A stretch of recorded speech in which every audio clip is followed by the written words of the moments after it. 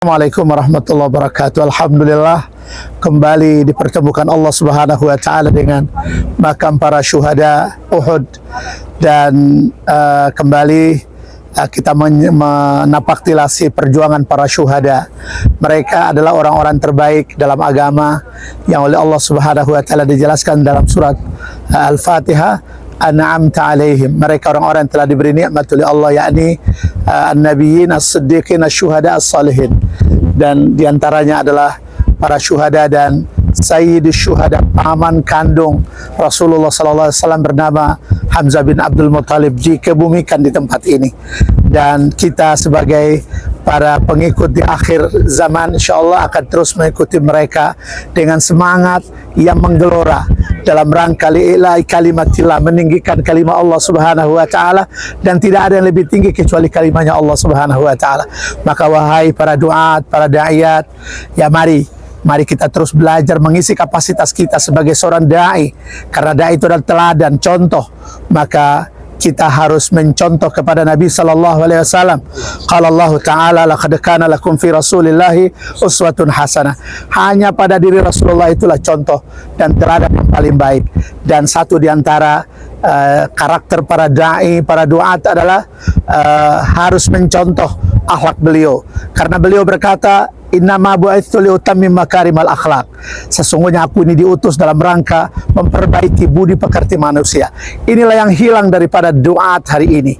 Maka kita belajar untuk memperbaiki karakter kita, mulai dari ucapan kita, perbuatan kita, sifat-sifat kita harus lebih baik. Karena itu yang dicontoh oleh para mustami kita, para mad'u kita, para jamaah kita. Sehingga insyaallah contoh inilah yang sangat efektif untuk menjadikan dakwah kita menjadi dakwah yang sukses.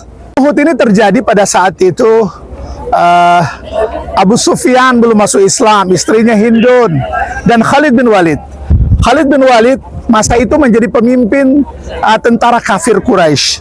Sampai-sampai di Gunung Rumati itu, ya, kaum muslimin merasa telah memperoleh kemenangan.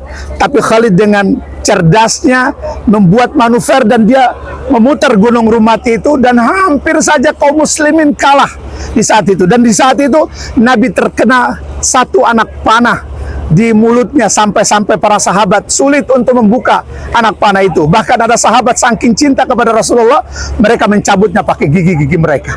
Dan yang berjasa membunuh seorang Hamzah bin Abdul Muttalib adalah Wahsy, seorang budak yang dijaminkan kemerdekaannya hanya untuk membunuh Hamzah bin Abdul Muttalib.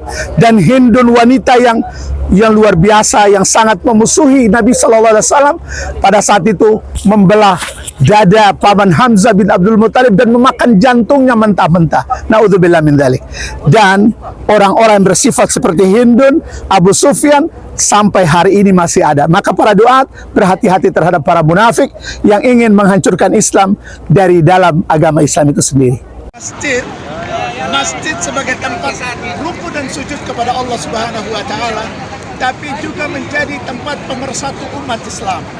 Sekaligus sebagai duat, masjid adalah tempat kajian, belajar agama secara sempurna agar umat tidak akan tersesat, namun terbimbing dengan kajian-kajian, dengan belajar-belajar yang kontinu dari kaum muslimin. Maka itu pertama kali Nabi sebelum membangun Masjid Nabawi, terlebih dahulu beliau membangun Masjid Quba. Kenapa? Karena orang-orang Quba tahu tentang kedatangan Rasulullah, hijrah pertama dari Makkah ke Yathrib itu. Maka mereka menahan Nabi beberapa hari, lalu kemudian Nabi dan sahabat Abu Bakar bersama orang-orang Quba membangun Masjid Quba ini.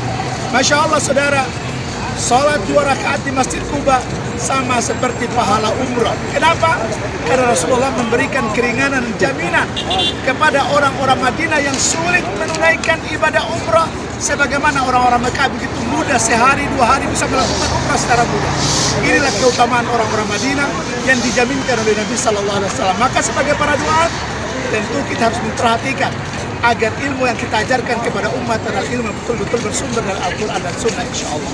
Wahai saudara-saudara, Ashabul Kahfi di Bula, Al-Ansar di Ambon, lalu kemudian kawan-kawan di Buru Selatan, di Buru, dan kemudian kabupaten kota di Maluku. Mari kita bangun kapasitas kita untuk berdakwah dengan ilmu yang benar-benar datang dari Rasulullah dan dipraktekkan dengan para sahabat. Demikian dari Masjid Kuba.